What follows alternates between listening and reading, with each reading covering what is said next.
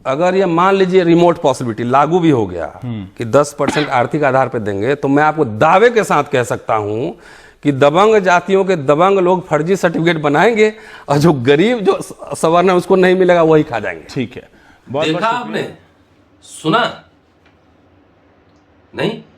Editor साहब फिर एक बार दिखवाइए और सुनवाइए। अगर ये मान लीजिए रिमोट पॉसिबिलिटी लागू भी हो गया कि 10% आर्थिक आधार पर देंगे, तो मैं आपको दावे के साथ कह सकता हूं कि दबंग जातियों के दबंग लोग फर्जी सर्टिफिकेट बनाएंगे और जो गरीब जो सवर्ण है उसको नहीं मिलेगा वही खा जाएंगे। ठीक है, ये बातें मैंने 7 जनवरी 2019 को कही थी एनडीटीवी इंडिया के प्राइम टाइम में रवीश कुमार के साथ 10% ईडब्ल्यूएस रिजर्वेशन की बहस में।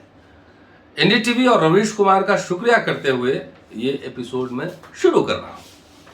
आज सिद्धार्थ नगर में दौरा था चीफ मिनिस्टर मिस्टर योगी का, और उनके एक मंत्री और उनके भाई बहुत विवाद में रहे। नाम बताता हूं क्या रहा। सतीश चंद्र द्विवेदी हैं, basic education minister, independent charge. उनके भाई अरुण द्विवेदी की नियुक्ति गरीब कोटे में, मतलब गरीब नहीं, ईडब्ल्यूएस की निर्धन ईडब्ल्यूएस कोटे में हुई है, प्रोफेसर के ऊपर, प्रोफेसर के पद पर, साइकोलॉजी विभाग, और यूनिवर्सिटी का नाम है सिद्धार्थ विश्वविद्यालय। और इसको लेकर विवाद खड़ा हुआ। यह है जो रिपोर्ट है कि साइकोलॉजी विषय के असिस्टेंट प्रोफेसर के 2 पद थे। डॉक्टर हरेंद्र शर्मा को ओबीसी कोटे से और अरुण कुमार द्विवेदी को ईडब्ल्यूएस कोटे से नियुक्त किया गया। और दिलचस्प ये था कि जो वाइस चांसलर हैं उनका कार्यकाल 21 मई को समाप्त हो रहा था, और लेकिन सरकार ने एक दिन पहले यानी 20 मई को उनका कार्यकाल बढ़ा दिया, तब तक जब तक कि नया वाइस चांसलर यूनिवर्सिटी में ना आ जाए। ये है मसला। इस पे सोशल मीडिया में उनके अपॉइंटमेंट पे बहुत हंगामा मचा था। उनके अपॉइंटमेंट को हमने क्वेश्चन नहीं किया, उस पर कुछ नहीं कहा। लेकिन अब मुद्दा ये है कि सीएम योगी के सिद्धार्थ नगर दौरे से पहले निर्धन ब्राह्मण द्विवेदी जी ने, सुदामा, इतनी अच्छी नौकरी, उन्होंने इस्तीफा क्यों दिया? यह है प्रश्न। अगर वाकई वो आर्थिक रूप से कमजोर है, सैद्धांतिक रूप से मैं उसको मानूं न मानूं अलग बात है, लेकिन एक बार जब वो कानून बन गया है और वाकई सुदामा है अरुण द्विवेदी साहब, तो इस्तीफा उन्होंने किसके दबाव में दिया और क्यों दिया? कहीं कोई गड़बड़ झाला तो नहीं? क्या पूरे अपॉइंटमेंट प्रोसेस, ईडब्ल्यूएस सर्टिफिकेट और उनकी डिग्री की जांच नहीं होनी चाहिए? होनी चाहिए ना। मैं तो कहता हूं कि सबकी जांच होनी चाहिए, मेरी भी जांच होनी चाहिए कि मैंने पीएचडी कैसे की है, क्या किताब लिखा है, सबकी जांच हो। द्विवेदी जी की भी हो, मेरा पहले करो, लेकिन उनका भी करो। क्या इस जमाने में जहां की सब कुछ निजीकरण हो रहा है, विश्वविद्यालय के असिस्टेंट प्रोफेसर के पद से कोई इस्तीफा देता है, वो भी निर्धन द्विवेदी जी? ये कुछ ना कुछ शंका, डाउट क्रिएट करता है। इसलिए द्विवेदी साहब जिनके पास 2 वेद का ज्ञान है, अभी चतुर्वेदी जी पे नहीं आ रहे हैं, त्रिवेदी जी पे बाद में आएंगे।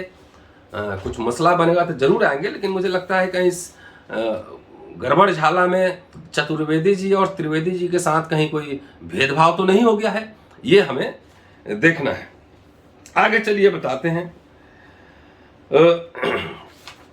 कि अब चला आते हैं मंत्री जी पे। मंत्री जी भी थोड़ा हमारी शोध टीम में ना राजा चौधरी ने काम किया है कि जरा मंत्री जी को देखें कि मंत्री जी क्या कह रहे हैं। मंत्री जी का एक भाषण जो कि गोरखपुर में अखिल भारतीय विद्यार्थी परिषद के कार्यक्रम में उन्होंने दिया था, और ये जो रिपोर्ट आ रही है ये मीडिया से हमने उठाया है, लिया है एशिया नेट न्यूज हिंदी से, और उसमें जो छपा है वो भाषण सुनिए कि यूपी के बेसिक शिक्षा राज्य मंत्री स्वतंत्र प्रभार डॉक्टर सतीश द्विवेदी ने, वैसे द्विवेदी साहब खुद पीएचडी हैं, अर्थशास्त्र में है, कई लेख लिखे हैं। जरा अर्थशास्त्र पे थोड़ा बहस भी हो जानी चाहिए, थोड़ा इनकी किताब लेख हो तो मुझे भेज दीजिए, हम भी पढ़ेंगे। थोड़ा उनकी डिग्री पे भी एक नज़र मारनी चाहिए, थोड़ा सा मारनी चाहिए एक नज़र कि थोड़ा सा कैसे कैसे क्या हुआ है, देखना जरूरी है। खाली मेरिट थोड़ी हम ही चेक करवाएंगे, खाली यहाँ का दलित पिछड़ा आदिवासी थोड़ी मेरिट चेक करवाएगा। थोड़ा द्विवेदी जी का भी थोड़ा सा देखिए, जरा पीएचडी या लेख और किताब कैसा है, फुटनोट रेफरेंस क्या है, कौन सा आंकड़ा यूज किए हैं, ये देखना जरूरी है। और मंत्री बनने से पहले, एमएलए बनने से पहले, जहाँ तक हमारी जानकारी हो सकता है मैं गलत भी हूँ, लाइफ इंश्योरेंस में काम करते थे, लाइफ इंश्योरेंस में शायद एजेंट थे। अब आइए भाषण पे चलते हैं जरा। उन्होंने कहा कि कभी मुझसे भी नौकरी लगवाने के लिए रिश्वत मांगी गई थी। कहा गया था कि जितने रुपए दोगे उतने नंबर मिलेंगे। आज वो अधिकारी रिटायर हो चुका है, नहीं तो मैं अब तक उसे बर्खास्त कर चुका होता। राज्य मंत्री ने ये बातें गोरखपुर के अखिल भारतीय विद्यार्थी परिषद के कार्यक्रम में कही। उन्होंने अपने बीते समय को याद करते हुए कहा कि मैंने बीटीसी परीक्षा पास कर ली थी। एक इंटरव्यू के बाद मुझे स्कूल में नौकरी मिलनी थी। इंटरव्यू देने गया तो तात्कालिक जिला बेसिक शिक्षा अधिकारी ने मुझसे 20,000 रुपए की रिश्वत मांगी थी। उस समय मैं कुछ नहीं कर सकता था, किसी तरह रुपयों का इंतजाम किया और एक टीचर के माध्यम से भिजवाया, लेकिन उस टीचर ने वो रुपए बीएसए को नहीं दिए और मुझे नहीं नौकरी मिली। वैसे ही जो अधिकारी था उसका जात धर्म बता देते तो ज्यादा बढ़िया रहता। वैसे आपके पॉलिटिक्स को सूट करता है, जात धर्म बताते तो ज्यादा बढ़िया रहता। दूसरा, वैसे हम लोग समझते हैं कि रिश्वत देना भी बुरी बात है, अपराध है एक तरह का। अब चलिए आगे आते हैं। आगे उन्होंने कहा शिक्षक समाज में ओपिनियन मेकर की भूमिका में होता है। सही बात है, शिक्षकों के मुंह से निकली आवाज समाज के लिए नजीर बनती है। तो जिस कार्यक्रम में आप भाषण दे रहे थे, उन छात्रों को आपने नहीं बताया कि मध्य प्रदेश में एक टीचर को करीब 12-13 साल पहले मारा कि मर गया। अपने छात्रों को भी समझाइए कि टीचर पे हमला ना करे, यूनिवर्सिटी में हमला ना करे। तो ये भी समझाना जरूरी है द्विवेदी जी। केंद्र और प्रदेश में हमारी पूर्ण बहुमत की सरकार है, इसमें भी शिक्षकों का बड़ा योगदान रहा है। बढ़िया बात है। प्रदेश का प्राथमिक शिक्षा विभाग प्रदेश में ही नहीं देश में भी अपनी पहचान बनाएगा, इसके लिए वह अपना श्रेष्ठ योगदान करेगा। अच्छी बात आपने कही है। अब सवाल उठता है कि इतनी आदर्श की बातें कर रहे हैं, आपके भाई ने इस्तीफा दिया है, क्या EWS सर्टिफिकेट में गड़बड़ी थी, उसकी जांच नहीं होनी चाहिए? उनकी डिग्री की जांच नहीं होनी चाहिए? ये तमाम बातें जांच होनी चाहिए ना। अब EWS में आके देखते हैं कि जो सतीश जी ने जो एफिडेविट दिया है 2016-17 में इलेक्शन कमीशन को, उसमें 17,44,040 रुपए का पूरा जो है इनकम टैक्स रिटर्न का डिटेल्स दिया है। जो टोटल संपत्ति है 1 करोड़ से ज्यादा एसेट, टोटल 1,12,21,919 रुपए इनकी टोटल संपत्ति है और लायबिलिटी है 5 लाख रुपए।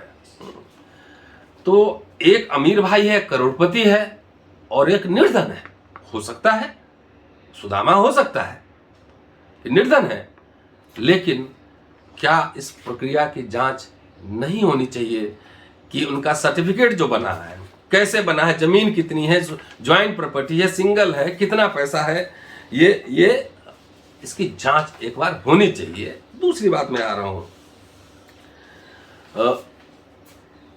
दूसरा वीडियो चलते चलते दिखाऊंगा कि अगर 2019 के 7 जनवरी के वीडियो में रवीश कुमार के साथ मेरी चर्चा देखी, मैंने कहा था कि पहली बार जो आरक्षण जाति के आधार पर आया है, SC ST का, OBC का जो रिजर्वेशन है, उसका एक एक्सप्लेनेशन, उसका डिस्कशन आप जाकर देख लीजिए। पहली बार जाति के आधार पर आरक्षण है। दूसरी बात हमने कहा कि जितने, आपने सुन लिया, जितने दबंग लोग हैं उस जाति के वो सब खा जाएंगे। तीसरी महत्वपूर्ण बात कि सरकारी नौकरी रहेगा तब न लोगे आरक्षण EWS में से, और नहीं रहेगा तो भिक्षाटन करना पड़ेगा। तो क्या जो ईडब्ल्यूएस में जो बड़े जात हैं, बड़े जात मैं कह रहा हूं, बड़े जात के लिए ही ईडब्ल्यूएस है, उन्होंने सरकारी नौकरी बचाओ आंदोलन किया है, उसमें दिलचस्पी है नहीं है ना? तो आज यूनिवर्सिटी है तो जहां 1 लाख तनख्वाह ले रहे हो और निजी हो जाएगा तो वहीं 30,000 रुपया तनख्वाह मिलेंगे और 12 घंटा ड्यूटी सेठ साहूकार लोग करवाएंगे। इसलिए चलते चलते ये जरा उसी इंटरव्यू का ये अंश देखिए। अगर ईमानदार इस देश का अपर कास्ट भी हो तो उसको पहले ये आंदोलन चलाना चाहिए कि सरकारी संस्थाओं को बचाओ और हमें भी नौकरी दो। हम लोग जो बात कह रहे हैं वो बताइए, ये आप कह रहे हैं कि अपर कास्ट को भी सरकारी संस्थाओं को बचाने का आंदोलन चलाना। करना चाहिए। शुक्रिया, जय Bhim, keep watching and sharing Ambedkar नाम।